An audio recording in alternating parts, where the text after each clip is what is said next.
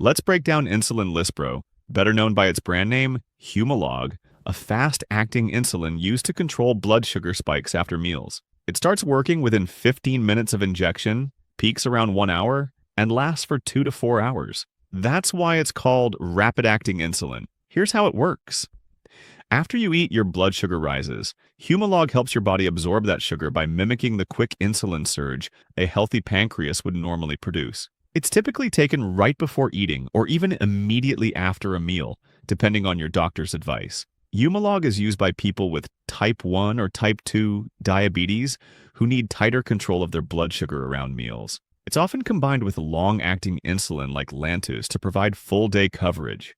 Common side effects include low blood sugar, hypoglycemia, injection site redness or swelling, weight gain in some users. It's essential to eat shortly after injecting, or you risk hypoglycemia, which can be dangerous. Also, rotate your injection sites to avoid fat tissue damage. In short, Humalog acts fast, works short, and plays a crucial role in mealtime diabetes control. Always talk to your doctor or diabetes educator to get the right dosing schedule for you.